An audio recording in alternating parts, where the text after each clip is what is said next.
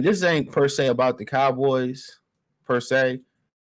This just show you how dudes out here really moving. This is what I want to show y'all. This is how dudes really moving out here, man, for real. And this is a shame. This is a shame. So hold on. This is how dudes moving out here. And I want to just use this as a learning experience or as an example. I'm gonna tell you what he did wrong. Problem with him. My thing would be though, for Micah, my advice would be for Micah would be, just make sure we're all right, where we're and being where your feet are. Because if we're at work and the run game's terrible, but you're doing a podcast every week and the run game is terrible, then what are you really caring about? Are you caring about the crowd that is watching your podcast? Are you caring about the success of our team and the Super Bowl that we're trying to reach? See what I'm saying? So I probably that's Malik Hooker. All right, and give you a little backstory. He played at the University of Ohio State, where all the hoes go.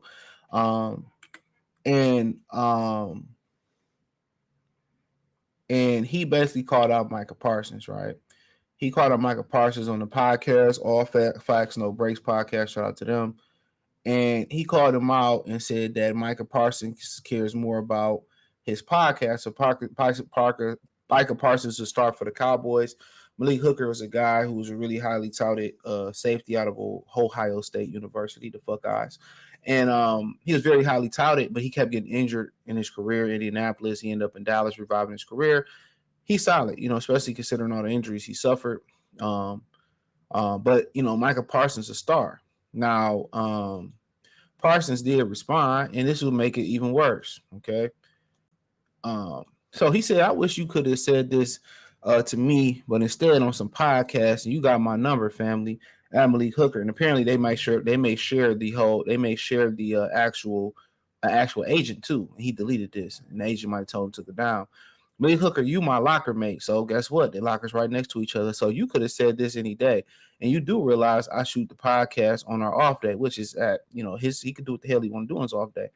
Well, I'm against active players having podcasts though, unless they talking about another sports or another, area, but that's no here nor there.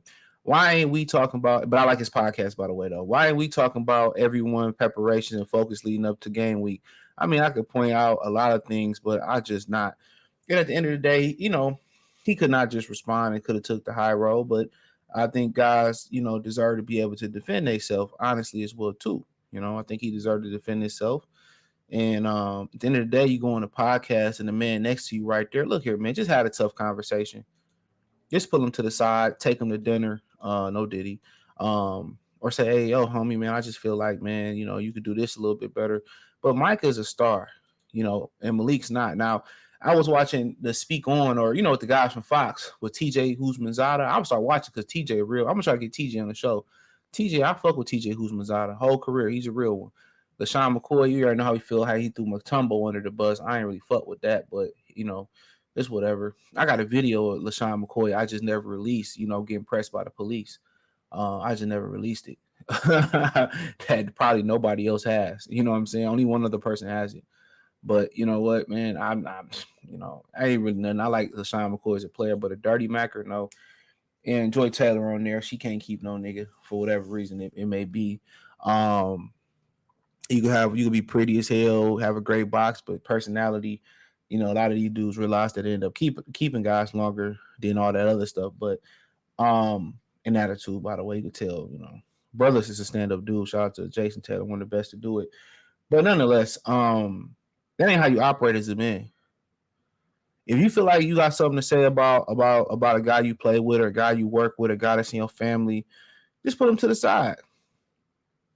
Just put him to the side. You be like, yo, homie, I think we could do this a little bit better, man. I don't know if your podcast getting away in your preparation, but you don't know what he do before that.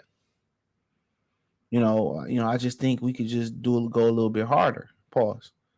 You put them to the side, but you publicly embarrassing people. Man, that's what women do, bro. Real talk. This was real feminine energy right here. Don't you ever go public like this about another man. Even if you catch another man out with your girlfriend. You know what I'm saying? Why make a public scene about it? What is you gonna gain from that? Like when these dudes pull out their camera and record their woman cheating and make it public, I can see you pull out the camera for divorce purposes, for legal purposes. But you go out here and embarrass somebody for clout, you just end up looking like the idiot. Let me say that again. You just end up looking like the idiot. When you go out here and you speak on another man that you can easily just reach out and talk to, you look like a female. You look like a female. Let me say it again. You look like a female. Pull a dude to the side, out of the public eye. Y'all go one-on-one, and you got an issue with him. Talk to him. Talk to him. Be like, look here, man. I think we could do this a little bit better. I mean, I got an idea, man. I just think, hey, maybe on a little bit before you shoot your podcast on Monday or whatever days off they got Monday, we do a little film work on the run game a little bit. I study with you, homie. Like, you know what I'm saying? We could like maybe here and there. I bring snacks or whatever you like to eat. Let's just see if we can improve because I really want to win. You know, and y'all right next to each other every day, and you go out publicly. This is shit that this is like the equivalent, in my opinion, now, because dudes have the information they know. This is the equivalent of you robbing and stealing to me. This the equivalent of robbing and stealing for real. Let me keep it real. This the equivalent of robbing and stealing, dirty macking, sleeping with my wife. This the equivalent to that. Because this is a bitch move. This is a bitch move, bro. You can talk to me. You know what I'm saying? Like, yo, homie, we right next to each other every day. Every day we right next to each other. And you couldn't say nothing to me. You moving like a woman, bro. You moving like a woman. And tell me I'm wrong. Tell me I'm wrong. Real talk. Tell me I'm wrong. Tell me I'm wrong.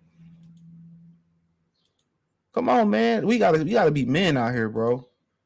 We ain't going behind no man back talking about what a nigga. If I go behind your back, I done said it to your face first. It'd be like, I already told Jeff to do this, that, and the third. I've been told him to do that. That's how I'm rocking. You know, that's just me personally. You know. But, you know, like I said before, I want Micah Parsons on this, bro. Like, this how these dudes moving and people co-signing it.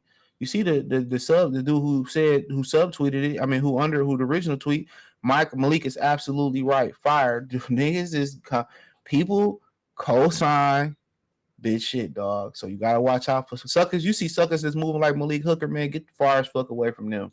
Listen to me, bro. They ain't gonna bring nothing but harm and trauma to your life, man, and chaos. That's and drama. He's a woman for doing that. He's a kitten. But hey, thumbs up the video, share the video, subscribe to the channel, check out the NFL playlist, check out the real one-on-one playlist. Hit the Linktree link. You can find me on X, Instagram, Apple Podcast, Spotify, Anchor, Cash App, Venmo, PayPal, many more. Check out the Patreon. Peace.